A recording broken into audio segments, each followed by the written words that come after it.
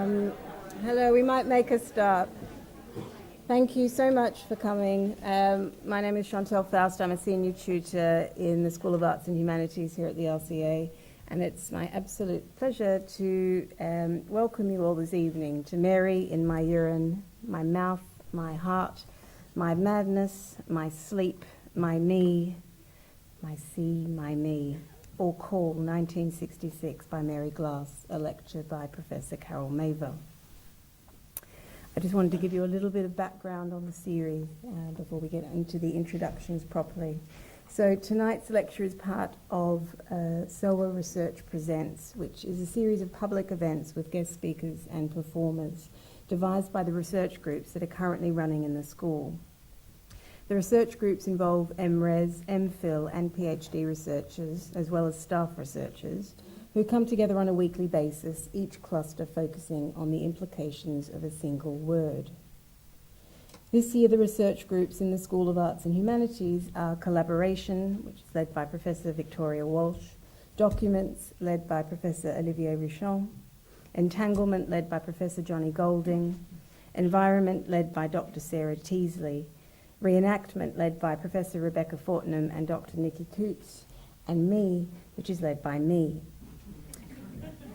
So in Me, we have been thinking about ideas relating to subjectivity as a scene, to narration as a political act, and the urgency of shifting, mobile, simultaneous, multiple positions and vocalities. We've been thinking about ideas relating to subjectivity, decentered subjects, the politics and pleasures of showing and showing off, and thinking about originality, voice, poetry, autobiography, autofiction, self-portraiture, and the faith.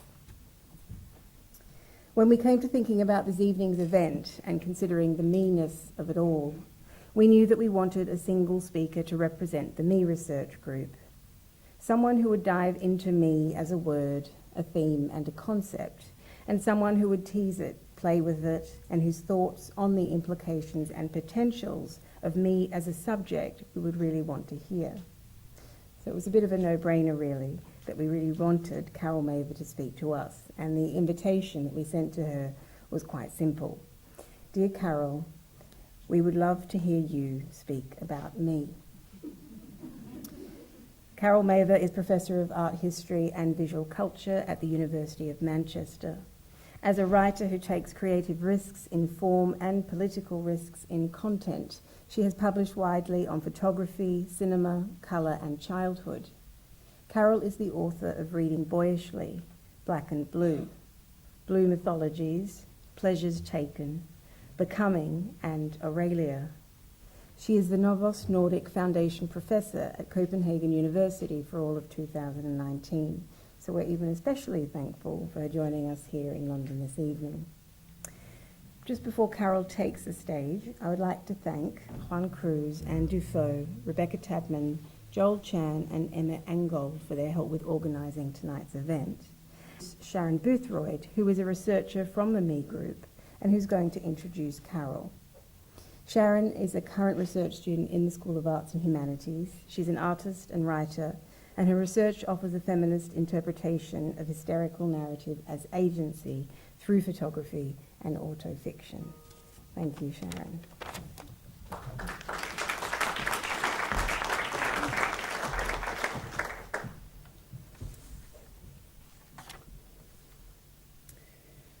I'm sitting in the dark in a screening room at Whitechapel Gallery a couple of years ago, waiting for the documentary Podo and Cabengo, the twin girls who grew up in America in the 1970s, who formed their own private language and who became a media sensation, to begin. I hear the lyrical narrative, as Mary Kelly put it, of Carol Mavor's voice introducing the girls and also the film, and I'm compelled not only by the subject matter and the musical voice, but also the poetic and personal way she speaks about them. There seems to be a mirroring of what I'm about to see on the screen as a mystical phenomenon and the way in which Mavor herself conducts her speech and her choice of vocabulary. I feel as though I'm part of a private language myself. Lulled into this darkened room in a childlike fascination of what's happening around me, being rocked and rocked back and forth by Carol's language and voice, back to my own beginnings 30 plus years before, I'm taken into the womb. A meeting of time and cultures as this couldn't have been summoned up in normative academic or even art speak. Something immersive and phenomenological occurred that I couldn't put my finger on at the time. I just sat wide-eyed.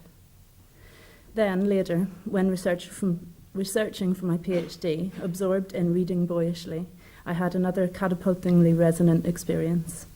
Through Carol's use of the written word in relation to Barthes and Proust, she helped me understand, in a more than cerebral way, my own relationship to anorectic hedonism that pinpointed for me a specific breakthrough in my relationship with image and word and experience and motherhood and desire, too much to go into here.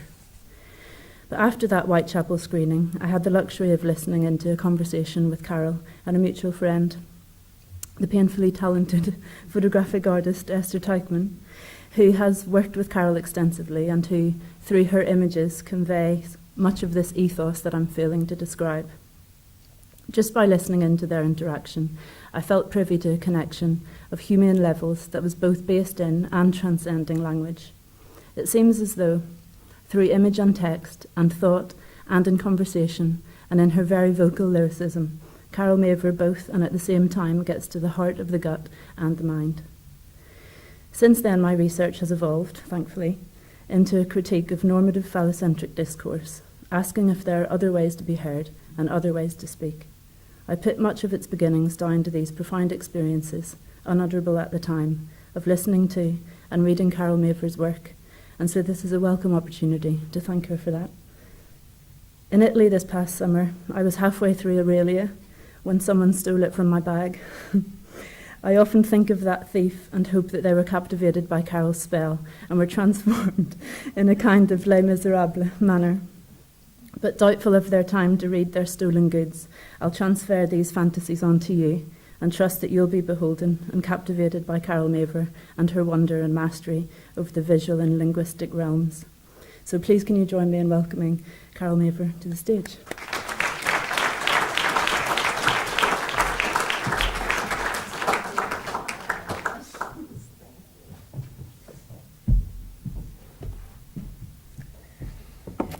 Well, that was really beautiful. Thank you so much. And as always, I'm so happy and honored to be speaking here at the RCA, which has been a part of my work for so long. So thank you for coming.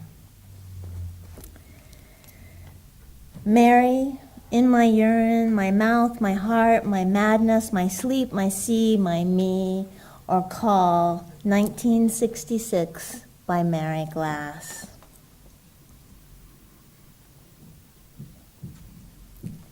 This evening's essay, written aloud, entitled Mary and my urine, my heart, my madness, my sleep, my sea, my urine, is a dance of words, its patter, its flying leaps with Mary Glass, whose life is the subject of my current book project, Like the Sea. Mary Glass, who was born in 1936, and died in 2018, was an innovative dancer and choreographer, quietly instrumental to the San Francisco Bay Area art scene of the 1960s. Barely known today by an increasingly diminishing handful of nearly extinct devotees. For her experimental movements on sounds and images of the ocean, often performed alone or with an audience of one or two.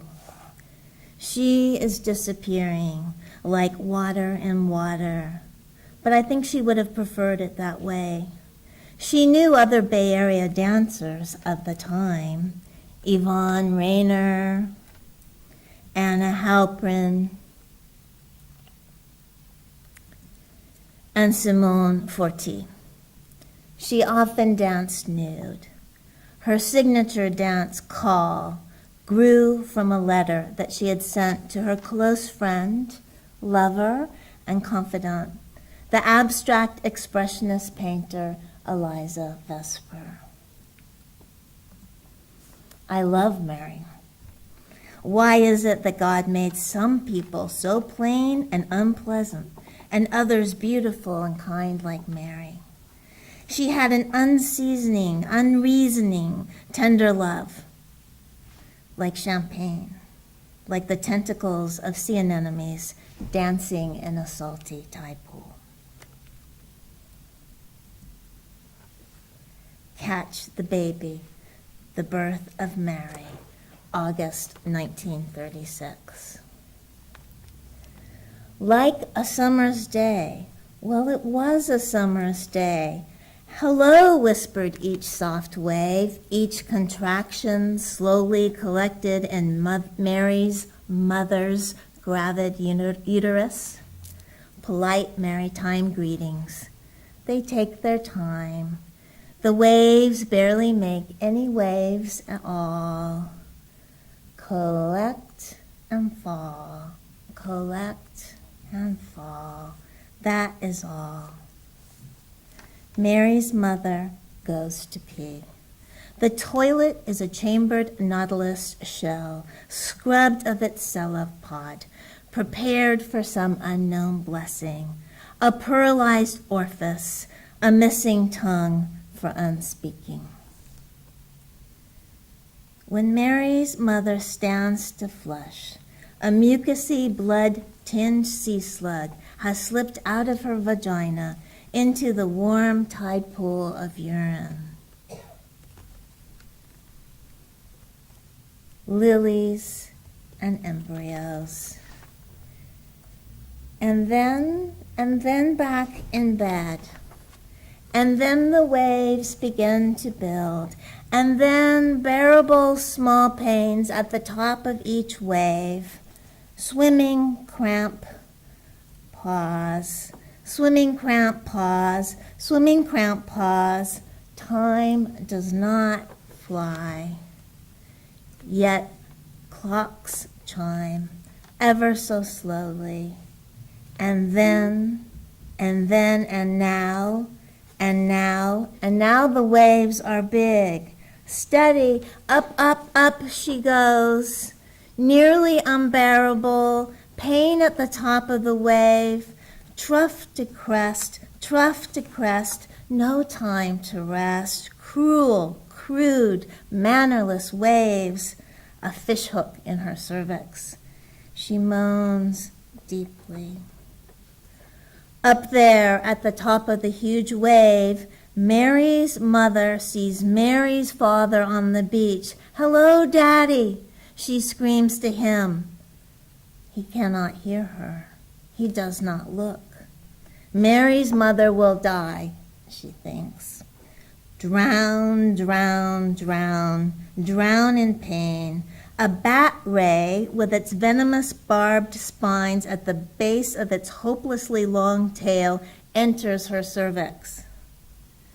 Her sand dollar aperture opens a bit larger and larger and larger. From cervix to spine, an electric eel shock spasm. Closer, closer, closer the waves come, each one a spectacular new height. Rogue waves, freak waves, killer waves, monster waves. She waits for the fall. To love is to wait for the fall. The flat ocean comes, only for it to disappear upon arrival. She vomits from the pain, she shits. Here comes another, the most spectacular of all. Time to push, out of time. Her mother, Henrietta, was all hot and all cold like dying. Another wave, more pushing. Within a few minutes, Mary's head starts to emerge with a thick bag of unpunctured water surrounding her. Ring of fire, catch the baby, catch the ball, catch the meaning, catch the day, catch wind of it, catch fire, catch me. The doctor's rubber-gloved hands catch Mary in her clear, clean wrap, amniotic sac, her peekaboo egg, her transparent balloon, her chrysalis intact. with the amniotic sac ballooning out of her mother's vagina and Mary remaining entirely inside the unbroken membrane. Mary was born en caul. This is very rare. At birth, Mary was truly between two worlds, the sea of her mother and the rest of the world. Peering into her soft-boiled glass egg, one could see the pale blue twisted rubber licorice umbilical cord wrapped around her face just below her still closed long slit eyes. Gloved fingers grab and gently tear the slimy casing. A river of water rushes out gently. "Thank you," whispers the doctor in awe as he pulls the caul away, away, away from Mary's scrunched face and little body, so skinny and chubby at once. A little silky, being robbed of her seal skin. No longer in a cupboard of two hearts. Thump, thump, thump, thump. To be born with the caul. Mary emerged from the open legs of her mother, still enclosed, still inside, still in the amniotic sac, still in her initial home, still in that place where she first swam. To be born en caul is highly auspicious, especially if you were born to a family of California vegetarians in the 1930s, especially if your mother danced nude with the Marion Morgan dancers. In 1920, Henrietta Glass was featured with two other young naked Marion Morgan dancers gazing at themselves in a pool of water made more lovely by the flowering nymphea, which reflected their lovely bodies as female nature deities, girl narcissi, in the Los Angeles Times. The article was called "The Nude in Art Living Pictures," December 26, 1920.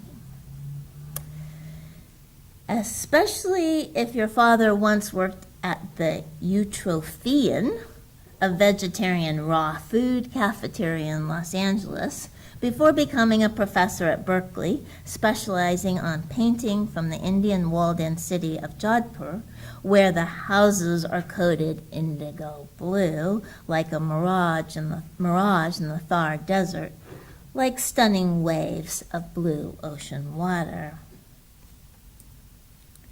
It is said that to be born with the caul will protect you from drowning.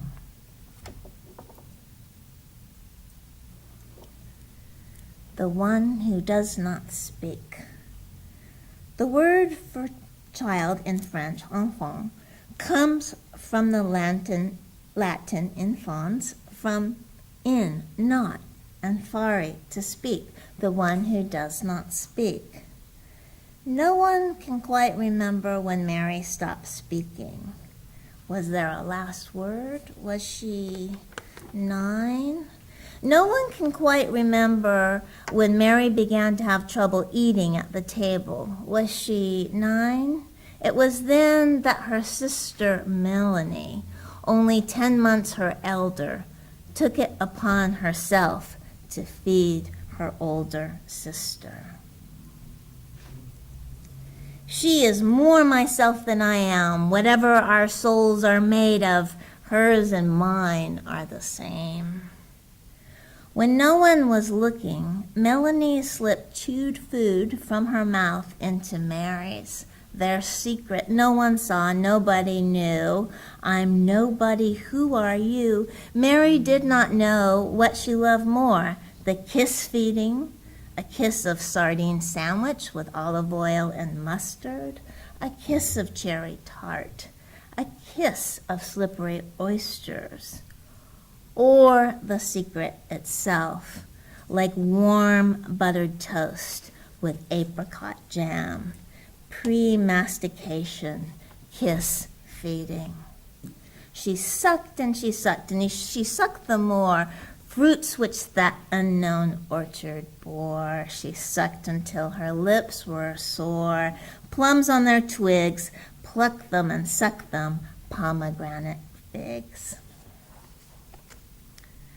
When she stopped eating properly, little Mary became a sinuous minnow, beautiful and sparkling and transparent. You could see her alabaster sugar bones, so delicate you could eat her up, bones and all, like sardines from Monterey, California. It was at that time that her mother, Henrietta, on the advice of their family doctor, brought her two daughters, Melanie and Mary, to Anna Halpern's afternoon dance classes for children twice a week in Marin County. They wore baggy leotards with long zippers up the back. They danced on the beach. They danced on Halpern's outdoor redwood deck amongst real growing redwoods with a view to the ocean and a scent of forest and sea. One day after class, Anna Halpern, who loved children, offered Mary a piece of orange sprinkled with sugar, and Mary took it.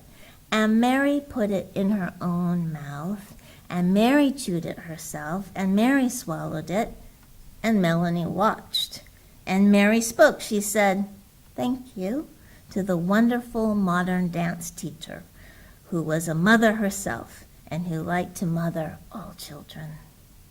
Today, that dance teacher is 98 years old, the famous modern dancer Anna Halpern, and she's still dancing. Dance became Mary's inside food and her inside speech, so much so that she did not mind putting real food in her mouth and talking out loud. That is, when she was not dancing.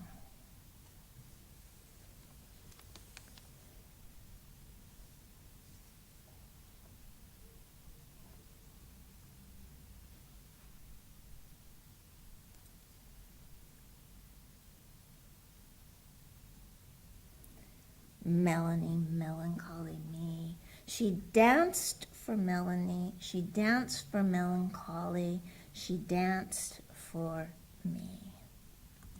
Me, me, me.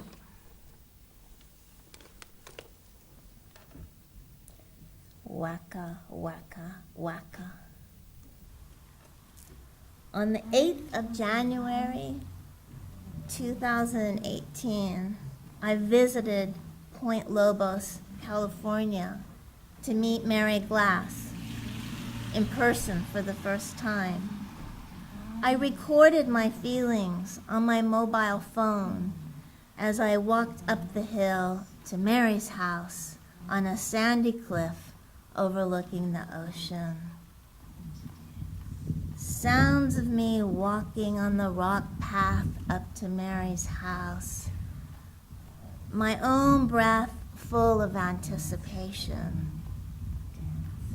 The crashing of waves, cushioned by distance, barely audible. Waka, waka, waka, calls an acorn woodpecker. Its black and white clown-like face and red cap unseen. I am visiting Mary's house. She lives in Point Lobos. It's a tiny little house.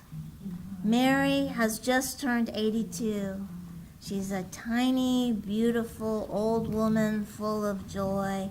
I have come to her to talk to her about her life.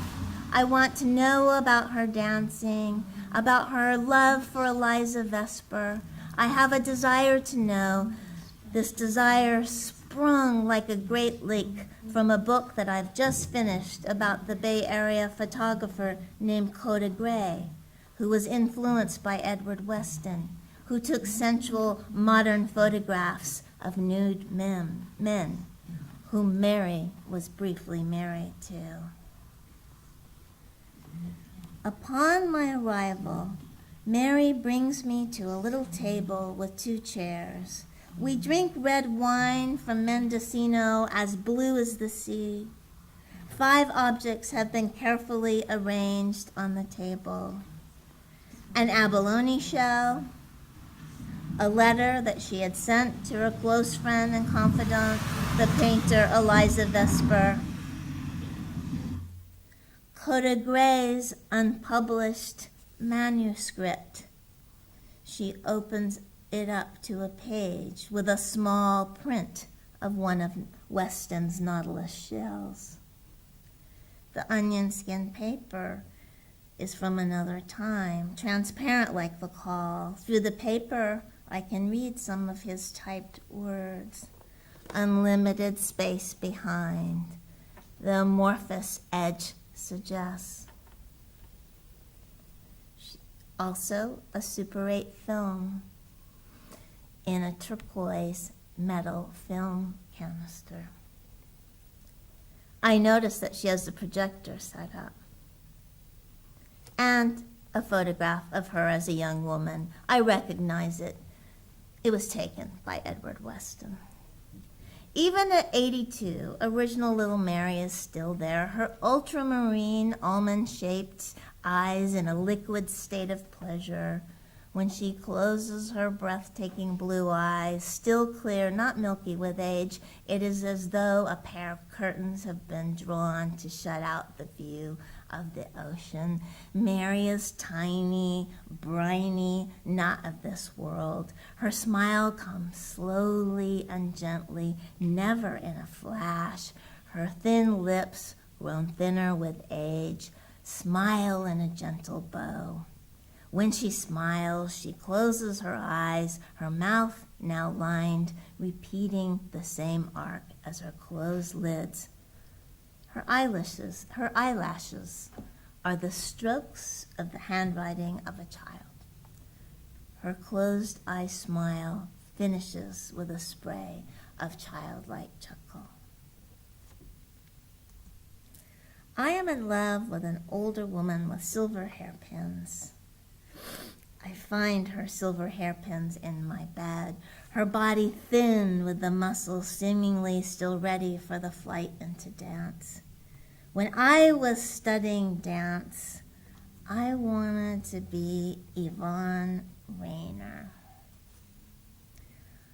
I wanted to be Anne Halprin. I deeply wanted to be Simone Forti. And I really wanted to be Mary Glass. I love Mary Glass. You must love the daily work, Merce Cunningham told Anna, told Yvonne, told Mary, told me. From mouth to mouth to mouth, through the dancers trained by him. I loved the daily work.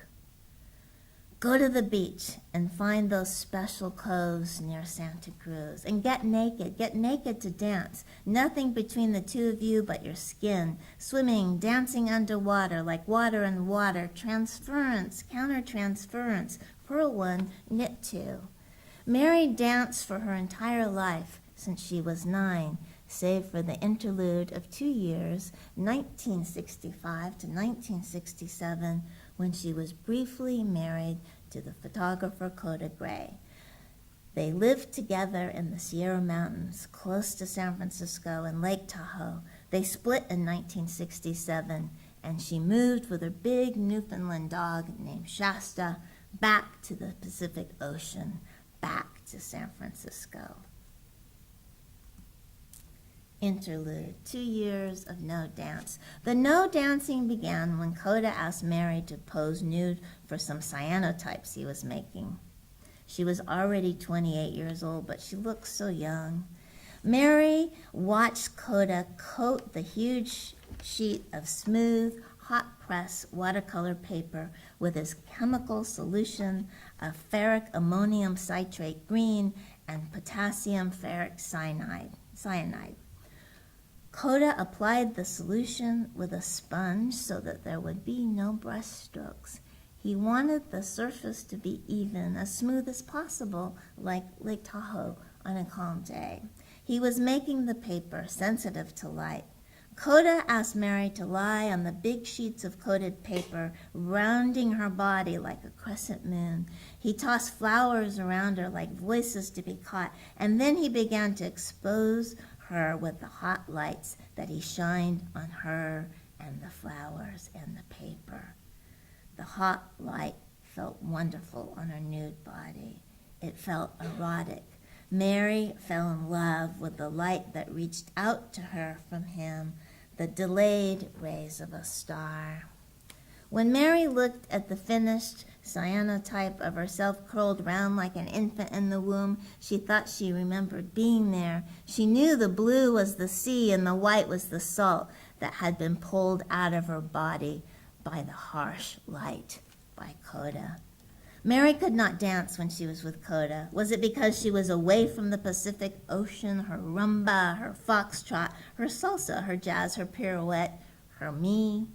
When she sees the sea, she sees her me, a face in the waves.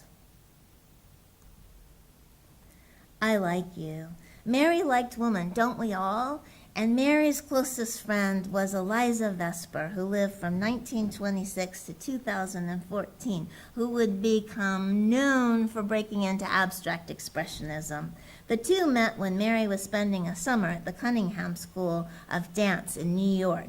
The year was 1954. Mary was 18 years old. Eliza was older. She was 28. At that time, Eliza was already becoming known for her beauty and for her painting, her Breathing Sea from 1952. For Eliza, dance was a way into her painting, and she was often seen at the Cunningham School. Eliza was tall. She walked on her toes, always looking as if she wanted to lie down and not rise again. Her large, dark, gray-blue, almost black eyes staring without focus. She moved as if clairaudient, seemingly always listening and touching the seen and the unseen with her lovely long-fingered hands before her, swimming gracefully through the air like sea anemone tentacles, bending and twisting with the underwater undulations of the sea. Around the edges of her scrubbed clean hands, softened with lavender cream, her fingernails held traces of her Winsor and Newton oils, cerulean blue, Prussian green, titanium white, cobalt, violet, ivory black, cadmium red, bismuth yellow, cobalt green, French ultramarine, tiny dots of perennial color. Mary had oceans of energy. Eliza was a sea of calm. Although influenced by Jackson Pollock's painting, spreading the unstretched canvas on the floor, painting on it directly, there was a difference. Pollock danced, performed around her canvas. Pollock danced, performed around his canvas, crossing one boot over another, but his dance stayed on the edges of his all-over splattered canvas. Eliza got inside her canvas, using her oil paints like watercolors, thinning them down with turpentine and linseed oil, allowing the paint to spread, encouraging halos of transparent feminine colors. She stood barefoot in the middle and slowly painted her way out, while Pollock danced heavily about and shook, splattered, and dripped his paint onto the canvas. Eliza performed a slow dance, which began in the middle, from where she would then slowly paint her way out. Her movement was precise, like Yvonne Rainer. In 1966, when Eliza arrived at Mary's house in Point Lobos, California, it was the first time that she saw the Pacific Ocean. So different from the Atlantic Ocean that Eliza knew. Mary was 30, Eliza was 40. On Eliza's left pinky was a platinum ring with an amethyst stone, flashing like a tiny fisheye, a gift from her lover, whom she had just abandoned a week before. Driving across Bixby Bridge in Big Sur and Mary's Volkswagen Bug, the Pacific entered her dreams and became her large canvas painting, The Other Ocean, from 1966. With the Pacific entering Eliza for the first time, the two, they became lovers, consistent, if occasional, for some forever years. Driven by the wind and the gravitational pull of the sun and the moon. Ever since that first time that Mary made love with Eliza, a chestnut brown canary flapped and fluttered uncontrollably inside her. Mary's pink nipples twitched up like the noses of rabbits. Inside, outside. It's not the same to make love inside your body rather than outside, writes Lucia Gray. Eliza and Mary made love inside, or is it outside? Seahorses begin their mating with daily pre-dawn dances, floating upright as they do in the blue, greens, and blacks of their seas, intertwining their tails and swimming together. Eventually, they engage in a true courtship dance, which can last as long as 8 hours. It ends with the female depositing her eggs in the male's pouch. He can carry as many as 2,000 at a time. His highly productive pregnancy is efficient not only in numbers, but also time, lasting from 10 to 25 days, depending on the species. It's not the same for your baby to be carried inside your body rather than outside, writes Luce Irigaray.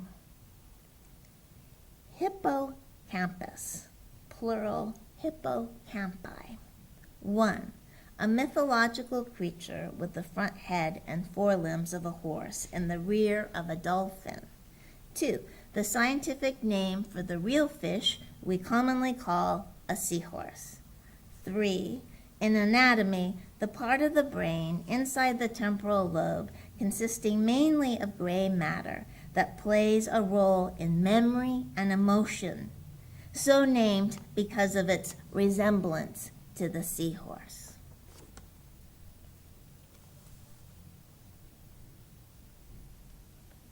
The secret cave in an envelope.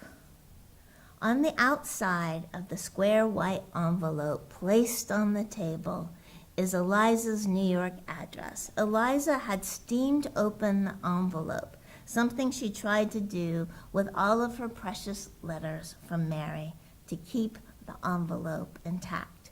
When Mary lifts the flap of the envelope, it makes a shape of a small, perfect house, not unlike that of the one in which we were sitting. Mary reads it to me as if the past was now. August 27th, 1966. Dear E. Breathless, I am reborn on my very birthday. For 2 long weeks, I was feeling stuck with my dancing until today. I had stopped loving it. As Merce Cunningham told us, you must love the daily work. A sea wave has found me, has opened itself to me, has danced me. This morning, after coffee and toast with honey from Mr. Larkin's bees, I walked down to the shore. The sun had not yet risen. I made my way under the blushing light of the full August moon. As I walk along the familiar shore, I see a cave formed of rocks that I'd seen often before, but I had never seen it so exposed, so emptied of ocean. Deeply curious, I made my way up to the rocky entrance of the sea cave and stood high on one of its stony pillars. I peered inside. The moon had drawn the tide to a threshold so low that it revealed an alien underwater kingdom more magnificent than any tide pool I had ever seen. The interior glowed a phosphorescent green chartreuse, pilfered and reflected from the seagrass on the carpeted ocean floor, barely flooded by shallow water. I saw a school of small silvery fish like camera flashes. They entered the green hall through the same holes that brought in the light. Starfish clinging to the walls in tangerine orange and purple bougainvillea. Strawberry sea anemone, the color of watermelon, cluster in a rock garden made more vivid by glassy water. And then, without warning, I am violently thrashed into the sea by a huge ocean wave, plummeting me into violent water. No time to catch my breath. Tumbling over and over, no ground, no sky, all water, my blue jeans heavy with water like wet cement. A roaring sound enters me, a hurricane, a train. Sand scratches me. Every crevice of my body is scratched by the sand. I cannot move on my own accord. I am ocean. Time is slow, not there. Like a nautilus, I become all eyes. My pupils are open holes, tunnels, wells. I have no lenses. There are no barriers to the free flow of seawater into my eye chambers. I exchange fluids with the sea. My pupil distorts, elliptical, crescent, unnamed shapes. I am breathing underwater. I see you, you as blue nothing without your long-fingered hands, your full breast with their rosy areola, your belly with its soft path of thin hair to your vulva, your legs like limbs of thoughts. You are not in me, but of me. And then, just as sudden as the unexpected plummet, the ocean releases me. I burst out, my heart ready to beat out of my rib cage, my excited pupils enlarged. M. Kiss, kiss, kiss.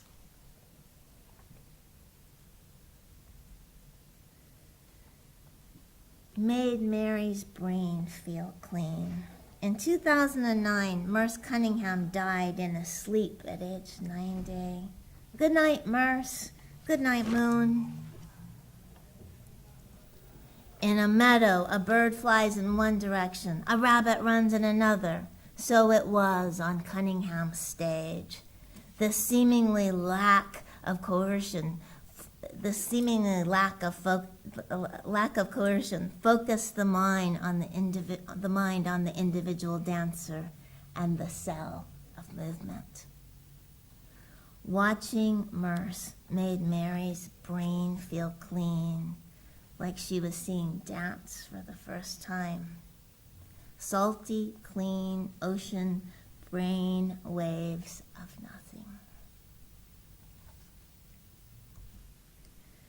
Mary turns over the abalone shell, a small one the size of a closed fist. Its iridescent colors gleam with violets, blues, purples, silvers, pinks, and grays, like sardines catching sun rays as their school swims through the Pacific waters. 4 holes for breathing underwater. Underwater ellipses invite the probe of the finger near the shell's outer edge. Mary probes older holes that have sealed up as the abalone grew, which have closed up, also invite touch.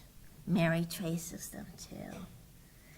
They are nearly extinct now, you know, says Mary. She shows me the photograph that Edward Weston took of her as a young woman. Look at me and nothing but my dirty ballet shoes with a wall of abalone shell.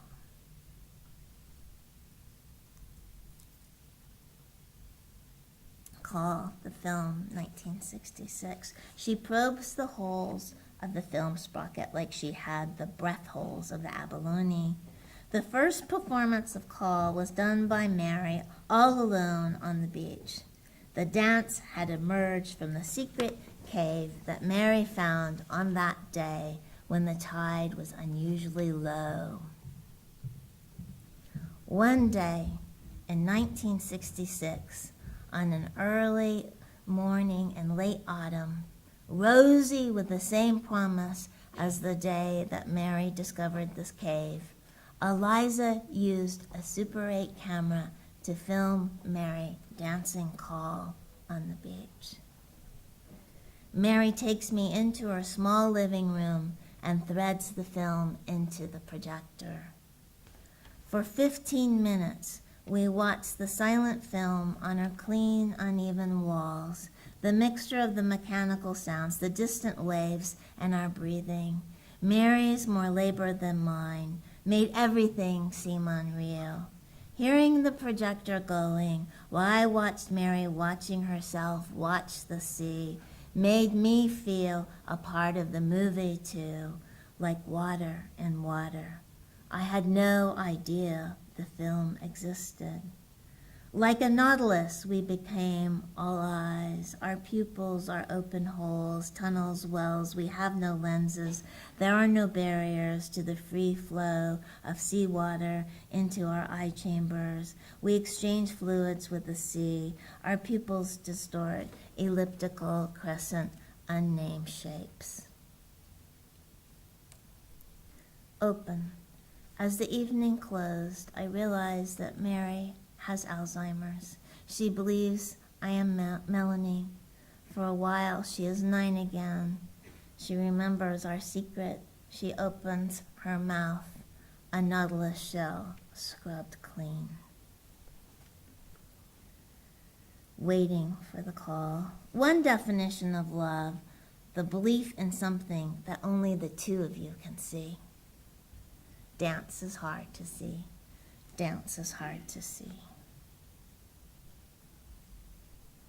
A month later, afternoon, lying in bed upstairs, my head buried in the softness of an old feather pillow.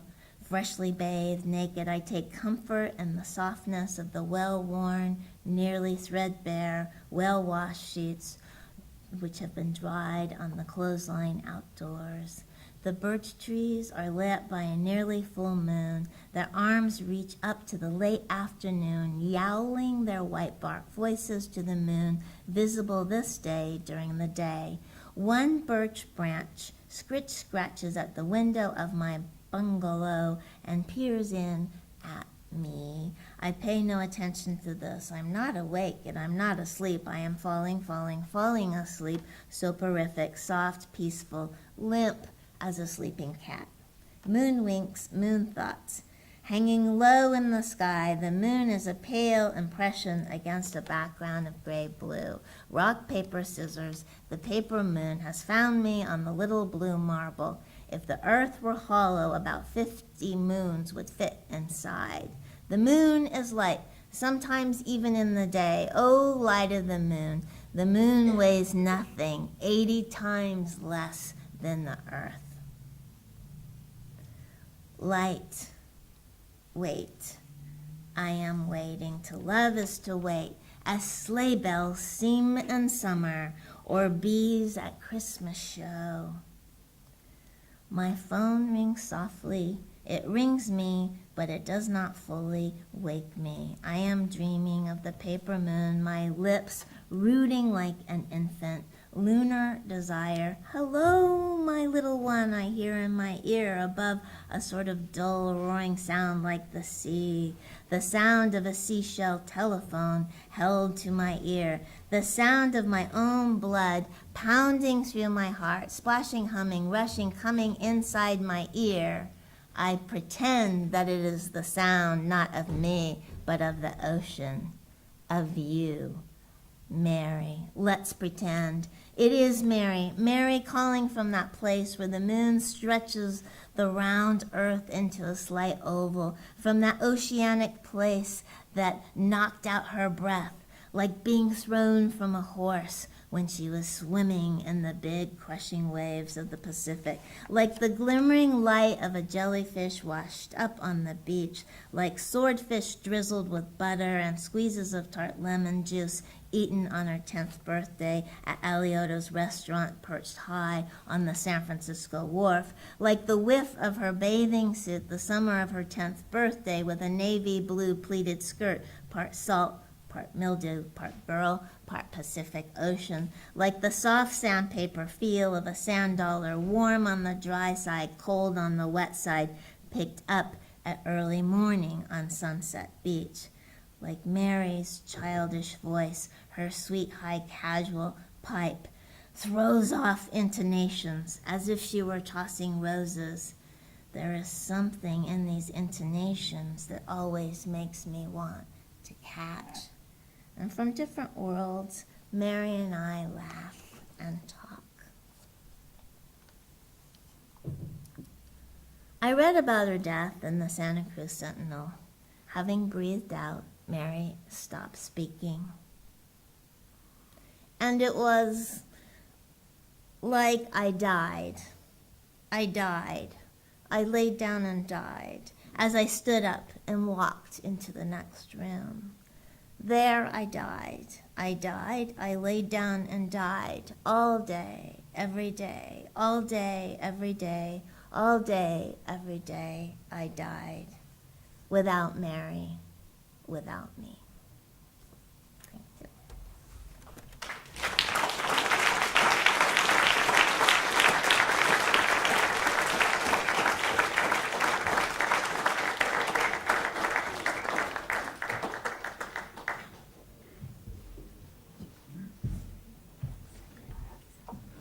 Thank you so much, Carol. That was delicious and magical.